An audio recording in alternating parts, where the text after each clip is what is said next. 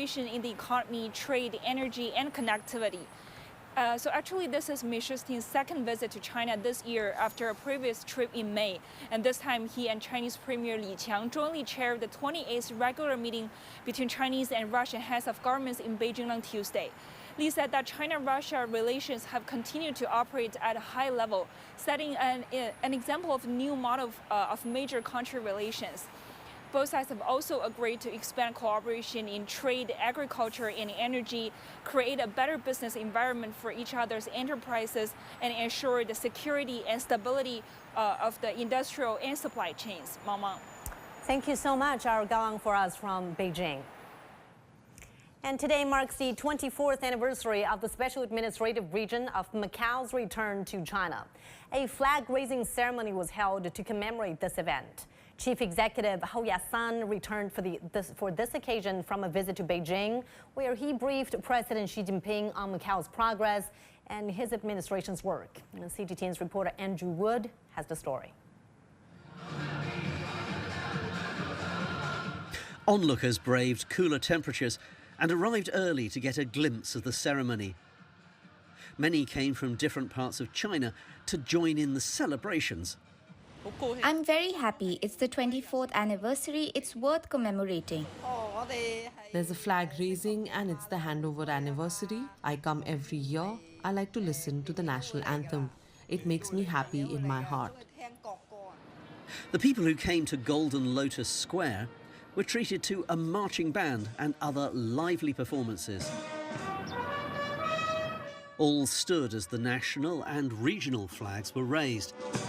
Among the guests attending were representatives from the Central Government Liaison Office, the Office of the Commissioner of the Ministry of Foreign Affairs, the People's Liberation Army Macau Garrison, and Macau government officials, along with prominent members of the public. Chief Executive Hou Ya-san officiated at the ceremony. He's just returned from a trip to Beijing to deliver a report to President Xi Jinping. China's leader lauded Hou for his work over the past year, noting in particular that Macau had successfully amended its national security legislation and launched the city's plan for diversified economic development, among other achievements. Well, aside from the official ceremonies, there are plenty other events taking place to celebrate the 24th anniversary of the handover of Macau, including this, a winter flower show near the Taipei houses. And it's an official public holiday too, a great chance for people to soak it all in. Following a tough few years for Macau's all-important gaming industry, people and businesses are relieved that life is getting back on track. Like many other retailers catering to tourists, this shop selling Portuguese products clung on and survived the COVID-19 pandemic. Owner Apple Cheng opened it just over 7 years ago, with the idea of exposing visitors from the Chinese mainland to goods linked to Macau's heritage. Quite simply, we thought it was very beautiful and attractive to the eye. As Macau deepens interconnectivity with the mainland, particularly via the Greater Bay Area, businesses like this are embracing opportunities expected to arise through national integration. I think the Macau government can help us promote more and to promote these sorts of areas like these districts to bring visitors here. I hope we can enter the Chinese market to bring tinned foods like this for people to appreciate. And with greater links than ever before, the future for Macau looks bright. Andrew Wood, CGTN, Macau.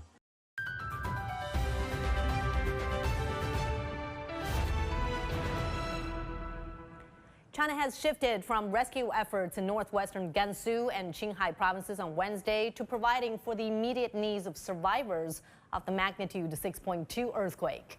The death toll now stands at 113 in Gansu and 18 in Qinghai. The central government has upgraded its National Disaster Relief Emergency Response to Level 2, the second highest. The National Development and Reform Commission is allocating 250 million yuan, that's worth over $35 million to rebuild and restore damaged infrastructure and public service facilities in the two provinces. And the Finance and Water Resources Ministries have also allocated 55 million yuan, worth nearly $8 million for the repair of water conservancy infrastructure. And earlier we speak to our reporter Xu Xinchen from the epicenter in Gansu province. He shared the ongoing relief work in the quake affected areas. Right now I am in a shelter resettlement shelter in a village called Ke Xinming village. Is a village of just over 1,000 people, and a lot of them are actually migrant workers working outside of the region. But there are 2 shelters set up here in the village, and now homes to temporary homes to over 525 people, and in total of 43 tents, and 8 people were leaving one tent. According to an earlier presser this morning, the rescue mission has concluded, and that's mostly due to the local architectures, because it's mainly just flat houses, and that made canvassing easier. And right now, 3 remaining tasks continue to the most important thing for the local team to tackle. First, again, like the shelter, I am here to keep these shelters, so to keep people warm. And then rebuilding the community. And again, to prevent hypothermia. It's extremely cold. Temperature in the afternoon is still around -10 degrees Celsius. So that's the main challenges also facing the local rescue team for the past 2 days. So they are running against the time, and then in such extreme cold weather. Xu Xinchen for us there from the epicenter. And now it's time for us to take a look at some other major stories making headlines from beyond Asia. Donald Trump has vowed to appeal to the U.S. Supreme Court after the Colorado Supreme Court declared him ineligible for next year's U.S. presidency. The case was brought by a group of Colorado voters over the former president's role in the January 6th attack on the Capitol more than 2 years ago. The ruling makes Trump the first presidential candidate in U.S. history to be deemed ineligible for the White House. The Mexican government has planned to challenge an anti-immigrant law recently approved by the U.S. state of Texas. The law, known as Senate Bill 4, makes it a state crime to enter Texas illegally, with penalties ranging from 180 days to 20 years in prison. Critics say the law could lead to mass discrimination against people of color. Voting begins in the Democratic Republic of the Congo for its presidential election. This comes after a chaotic campaign marked by allegations of fraud, electoral violence, and logistical setbacks. Though some 44 million residents are registered to vote, many displaced by the conflict are struggling to cast their ballots. Incumbent President Felix Tshisekedi is competing against 18 opposition challengers in the hope of a second term. Well, you are watching Asia Today. Coming up next. Israel's president says his country is ready for another humanitarian ceasefire if more hostages can be released. Plus, Malaysia has banned Israeli-flagged ships from docking and loading at its ports. These stories and more on Asia Today.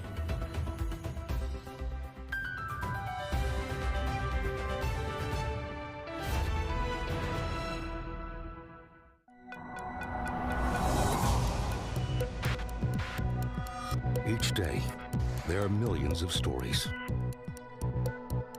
Each one can open new perspectives, new possibilities. Wherever you look, we are there. To see, discover, explore. We put the pieces together to find what really matters to you. All around the world, all around the clock. Our reporters are at home across the globe. From our headquarters in Beijing and production centers in Washington, Nairobi, and London, China Global Television Network. Stories from across the globe, reaching people across the globe. CGTN. See the difference.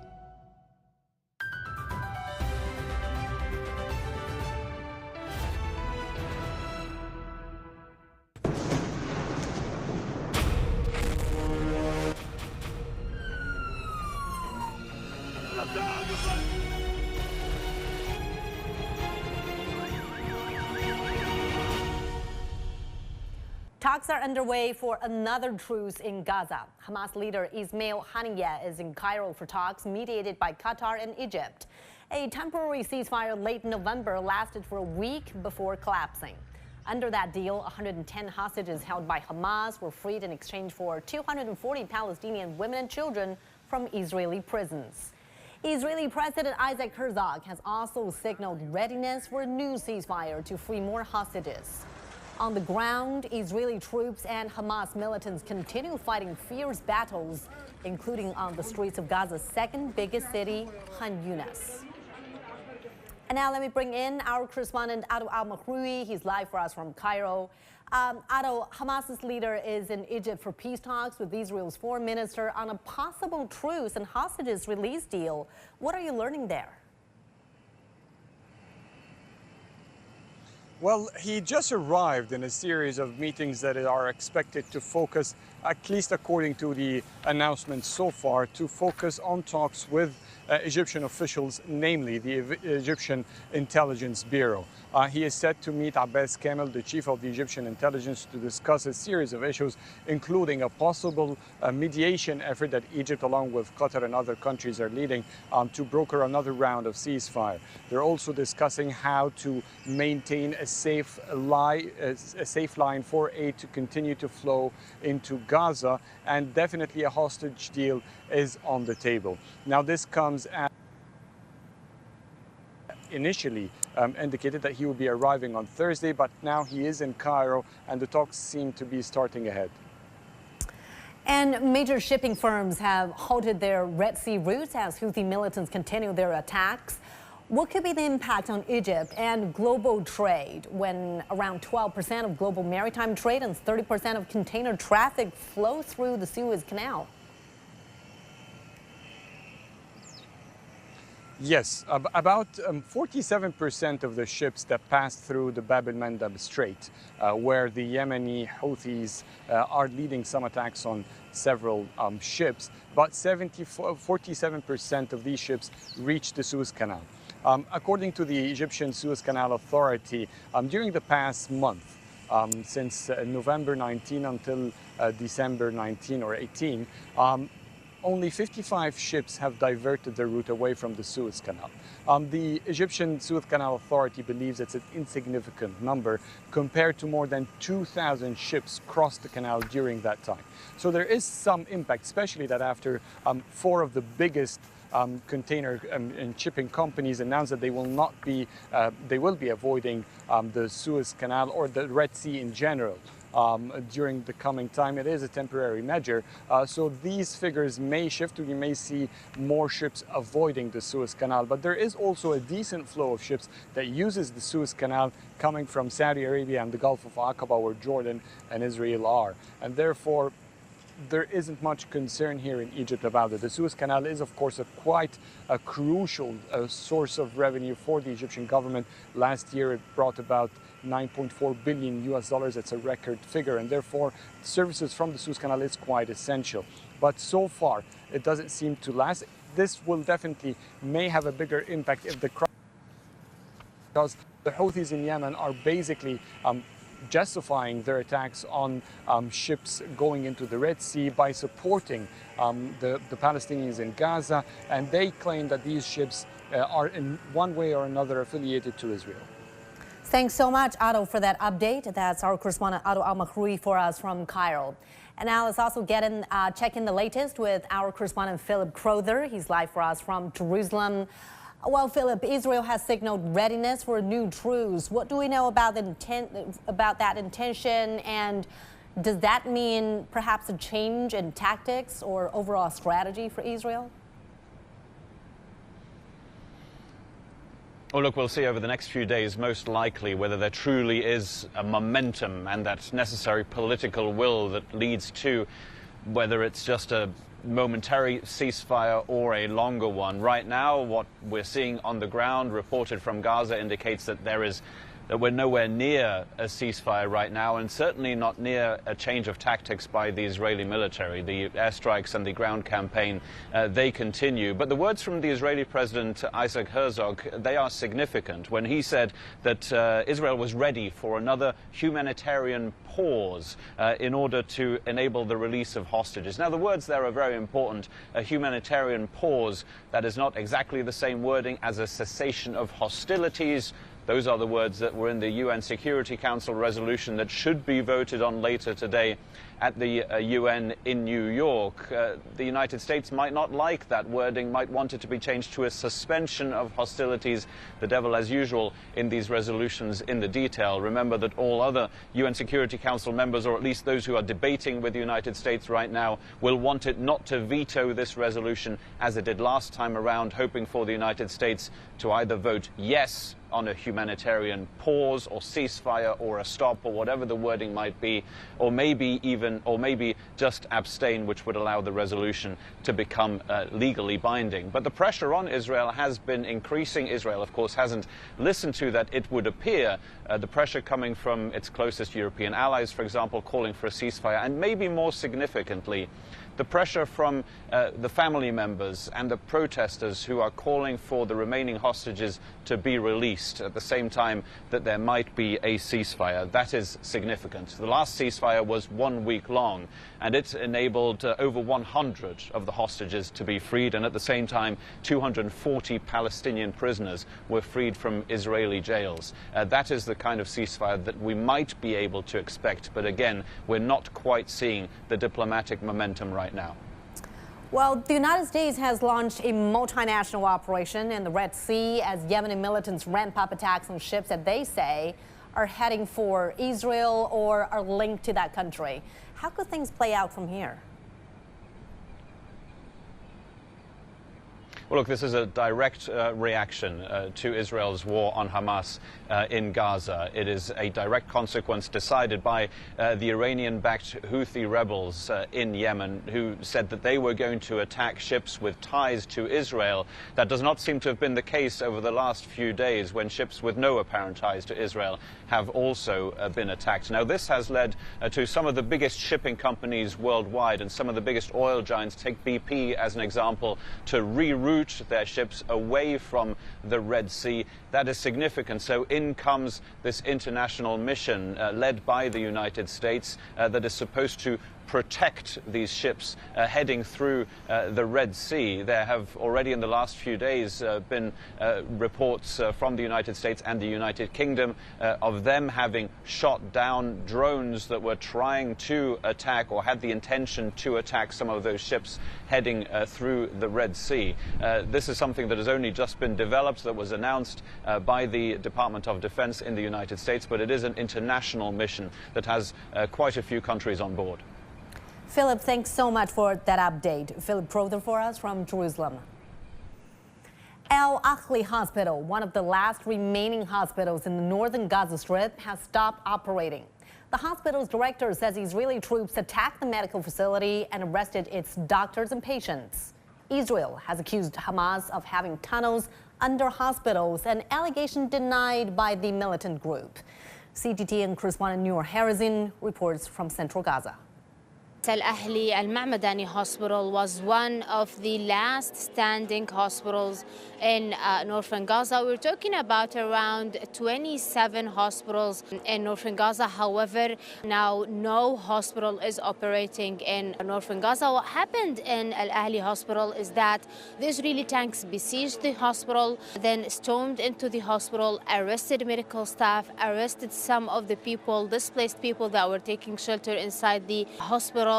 So the hospital basically shut down, adding the fact that there is no medicine and there is no medical supplies inside the hospital, rarely anything that the hospital can operate with.